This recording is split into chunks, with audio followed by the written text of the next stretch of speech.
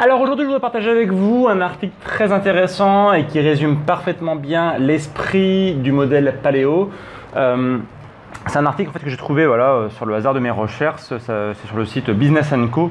Donc ça n'a absolument aucun rapport avec l'alimentation, mais là le sujet c'est l'économie, puisqu'en fait c'est un site d'économie. Et donc le principe de l'article c'est d'expliquer à quel point l'alimentation moderne, l'alimentation d'aujourd'hui est mauvaise pour l'économie, à quel point ça emmène des problèmes de santé chez les gens. Et forcément, ça a des coûts financiers. Donc là, en fait, le but, c'est pas forcément parler d'économie ni d'argent. Par contre, l'explication, en fait, comment en fait, on en est arrivé à avoir autant de problèmes de santé, comment on est arrivé au fait que les gens soient autant malades, c'est super intéressant. Et donc, je voudrais en fait vous partager les meilleurs morceaux de cet article. L'article donc commence comme ça. La différence entre les régimes alimentaires d'il y a 30 ans et ceux d'aujourd'hui est tout simplement ahurissante. Les régimes d'autrefois, constitués d'aliments frais et cultivés localement, ont fait place à des mets dégoulinants de sucre, surtraités et bourrés d'additifs chimiques. Donc ça, vous le savez, si vous suivez mes vidéos, je vous parle très souvent de l'alimentation moderne, l'alimentation transformée, hautement transformée, en rapport justement à l'alimentation ancestrale qui est beaucoup plus naturelle, qui est faite d'aliments qui sont brutes. Ces nouvelles habitudes alimentaires ont conduit à l'émergence d'une série de problèmes métaboliques qui à leur tour sont responsables de pathologies comme l'obésité, le diabète de type 2, les maladies cardiaques et même le cancer. Mais quel est donc l'impact économique des nouvelles habitudes alimentaires? Donc voilà, après ils parleront de la partie économique, mais on va commencer donc sur la partie habitudes alimentaires. Donc coup de projecteur sur les nouvelles habitudes alimentaires. Nos ancêtres consommaient essentiellement des produits frais et non transformés. La quantité d'aliments qu'ils consommaient dépendait des efforts physiques qu'ils fournissaient. Ils passaient toute la journée à travailler dans les champs ou à chasser. Les calories qu'ils consommaient la veille étaient brûlées lors des efforts physiques qu'ils fournissaient le lendemain. Donc vous voyez, en fait, ça c'est extrêmement important. En fait, on compare du coup la vie qu'on avait avant, où on travaillait beaucoup plus avec notre corps, à la vie d'aujourd'hui en fait, où on est beaucoup plus sédentaire et donc où on dépense beaucoup moins de calories. Et en plus, la qualité des calories qu'on consomme aujourd'hui a fortement été dégradée. Leur alimentation comportait un nombre important de fruits, de légumes et d'aliments faiblement calorifiques. Donc ça, vous le savez, c'est la base de l'alimentation paléo. C'est consommer des aliments qui sont le plus bruts possible, notamment les végétaux, les légumes et les fruits. Alors que nos aïeux mangeaient par nécessité, les hommes d'aujourd'hui privilégient le plaisir. Contre tout bon sens, le goût est devenu le principal critère d'évaluation des aliments. Conséquence, l'homme actuel consomme des quantités astronomiques d'aliments transformés qui sont bourrés de quantités effarantes de sucre, de colorants et d'autres additifs nocifs. Alors ensuite, je mets un petit bémol sur le paragraphe suivant. Sauter le petit déjeuner, grignoter et manger des fast-foods à toutes les heures de la journée sont les principales nouvelles habitudes alimentaires.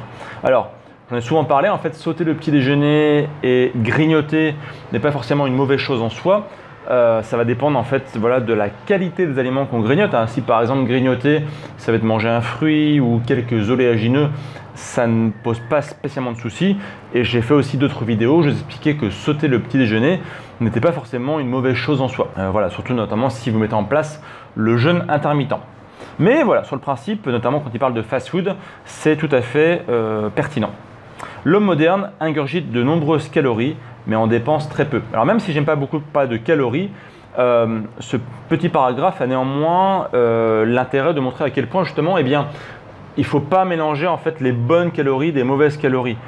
Manger des mauvaises calories, en fait, c'est extrêmement mauvais pour la santé, notamment des calories de fast-food comme il souligne, alors que manger des bonnes calories, des calories qui viennent des végétaux, des fruits, de la bonne viande, du bon poisson, des oléagineux, en soi, c'est pas forcément gênant, et notamment si derrière vous avez une activité physique qui est régulière. Les nouvelles habitudes alimentaires affectent le bien-être mental et physique. Ça c'est vrai aussi. J'ai souvent parlé du fait que mal manger amenait en fait une conséquence sur le psyché, et ça c'est complètement vrai. Un régime alimentaire inadapté peut nuire au système immunitaire, à la santé osseuse et aux performances sportives, entre autres fonctions. La malbouffe peut avoir un effet dépressif sur la cognition. Ça, c'est vrai aussi.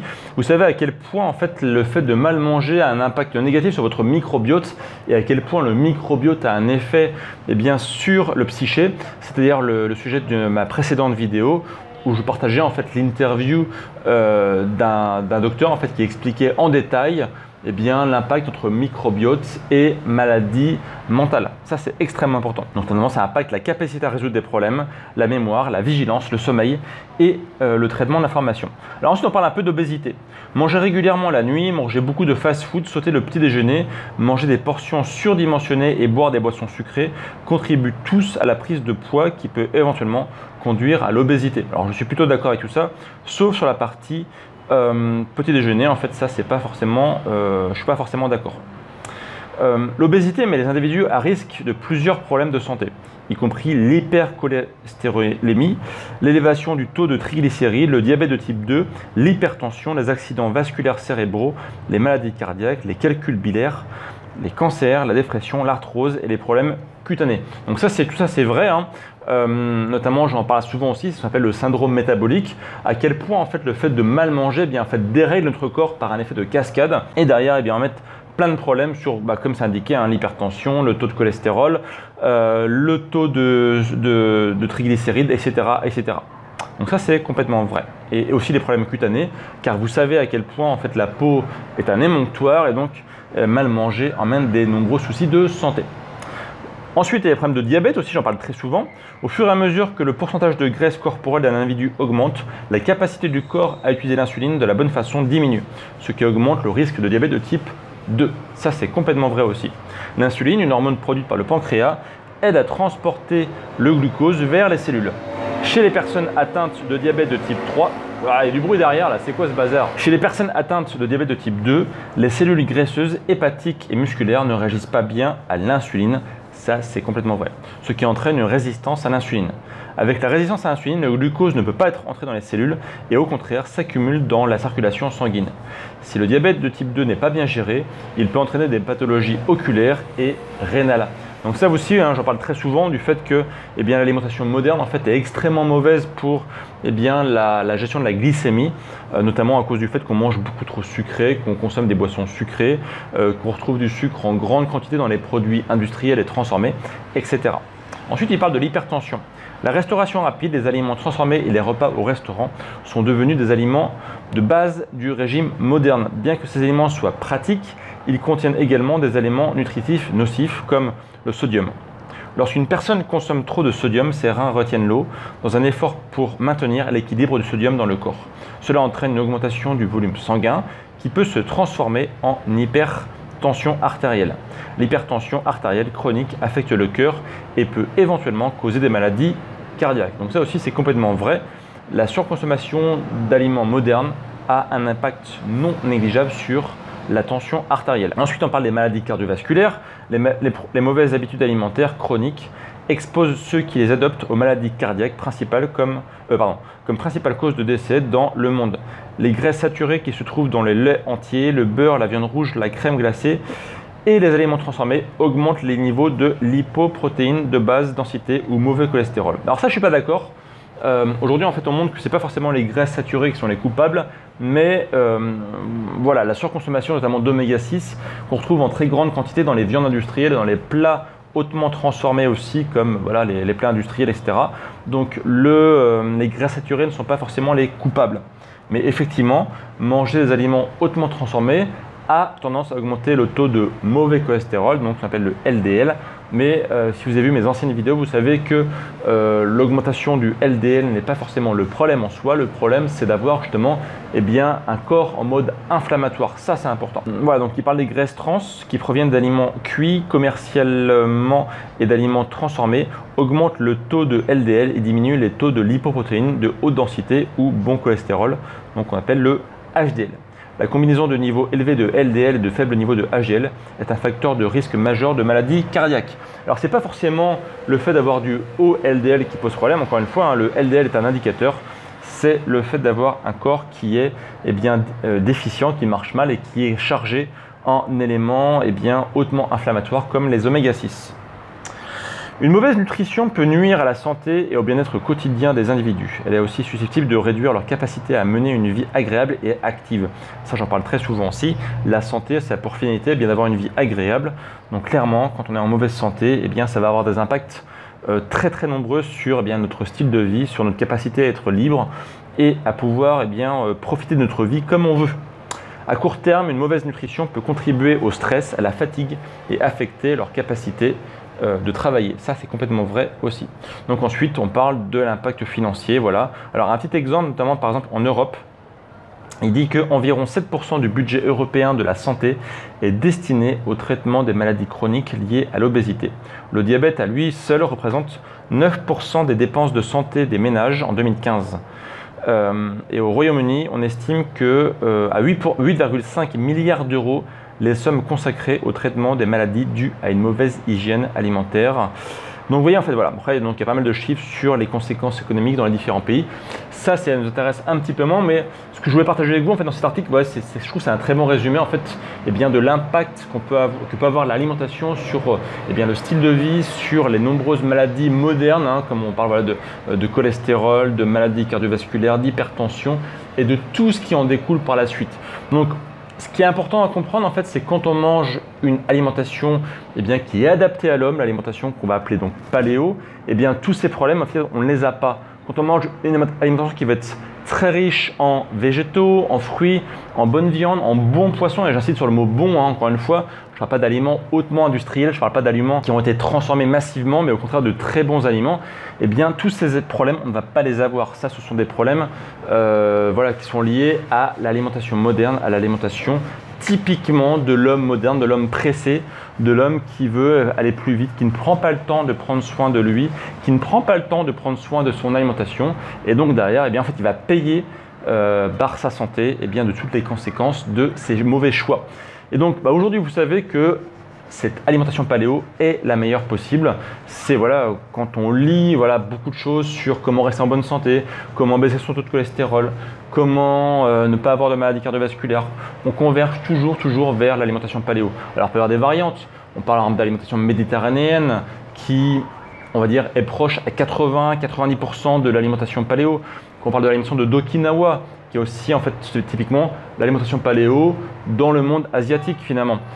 C'est juste une adaptation. Le paléo est un modèle, c'est-à-dire que ce qui est valable par exemple en France n'est pas forcément valable au Japon, mais le modèle paléo en tant que, on va dire que grand principe, lui reste valable, c'est-à-dire manger des produits locaux, peu transformés, des produits qui sont majoritairement issus de l'environnement local, ça reste valable. Donc que vous soyez au Japon ou en France, les aliments que vous allez manger sont différents, mais les grands principes restent le même. Il faut juste adapter à l'endroit où on vit. Encore une fois, un Esquimau n'aura pas la même nourriture qu'un Français, et donc il va adapter le modèle paléo à son environnement. Donc il va manger des animaux qui vont forcément être locaux, qu'il va pouvoir chasser, qu'il va pouvoir trouver dans son environnement proche. Il n'a pas de légumes forcément parce que dans la banquise, on ne peut pas planter de légumes, mais il va manger une alimentation hautement naturelle, hautement locale, et ça va compenser en grande partie tout ça, et voilà, on montre que ça permet d'avoir une bonne santé.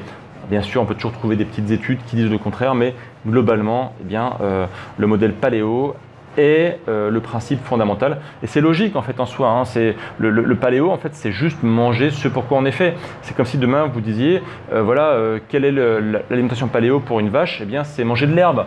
Si vous donnez des céréales, vous sortez du cadre de l'alimentation paléo d'une vache, et donc c'est là où on va avoir des maladies, c'est là où la vache va devenir obèse, c'est là qu'elle va devoir prendre des antibiotiques pour lutter contre beaucoup de pathologies qu'elle va avoir, alors que si elle mange de l'herbe quasiment toute la journée, il n'y aura pas de problème parce qu'elle va manger une alimentation qui va être riche, qui va être naturelle.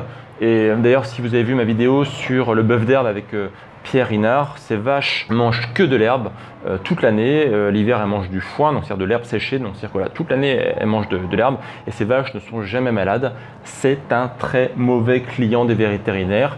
Et voilà, si aujourd'hui vous mettez en place le mode paléo, vous serez un très mauvais client des médecins. Ça, c'est moi qui peux vous le dire. Voilà, moi-même qui applique le modèle paléo depuis maintenant de très nombreuses années, je ne vais jamais chez le médecin, sauf pour avoir mes certificats médicaux. Voilà, le bruit est encore passé. C'est pas le hasard, pas dire que j'ai de la chance, hein. Quand on fait des bons choix, quand on décide d'être acteur de sa santé, eh bien, ce n'est plus une histoire de chance, c'est une histoire de choix. Et encore une fois, je le répète très souvent, mais le bonheur, le fait d'être en bonne santé, ce qui vous arrive dans la vie, c'est plus une histoire de choix qu'une histoire de chance.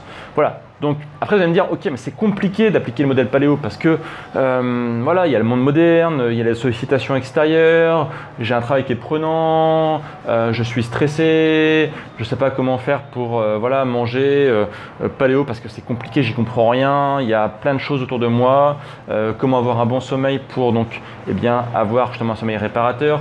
Quels sont les exercices physiques qui sont optimisés, qui me permettraient de rester en bonne santé tout en minimisant voilà, le temps que ça prend parce que je n'ai pas non plus 3 heures par jour pour aller courir un sprint dans la nature. Et je comprends, ce n'est pas forcément facile, hein.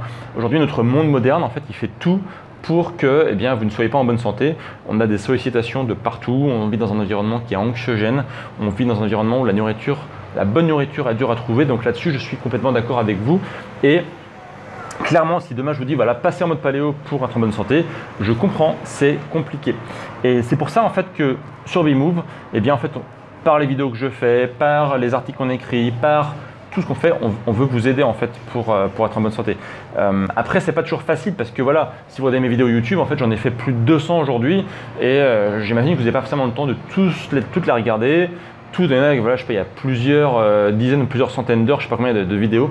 Donc c'est clairement pas facile d'avoir un condensé, d'avoir une sorte de méthode pas à pas pour savoir comment s'en sortir. Et donc c'est là justement où eh bien, je vous propose en fait une méthode, ça s'appelle donc le challenge paléo. En fait, c'est une méthode en fait sur 30 jours où on va prendre des bonnes habitudes. Ces bonnes habitudes, en fait, c'est quoi? C'est une série de petites tâches, de choses élémentaires qu'on va faire en fait pendant 30 jours et qui, quand vous les mettez bout à bout, eh bien, vous reprenez les bonnes habitudes que vous avez, vous reprenez les bonnes habitudes du modèle paléo et si vous appliquez correctement, eh bien, vous allez avoir des résultats.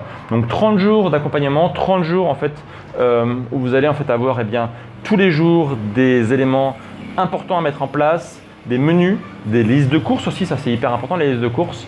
Et donc voilà, parce que quand on va au supermarché, en fait, on est un petit peu démuni, on s'est dit ouais, voilà, j'ai des rayons entiers de linéaires, je sais pas quoi prendre, c'est normal. Donc du coup derrière, eh bien, on vous fournit en fait eh bien, des menus et des listes de courses, comme ça vous n'avez plus qu'à imprimer et aller au supermarché pour tout voilà, suivre pas à pas. Vous n'avez pas besoin de réfléchir et ça c'est plutôt intéressant.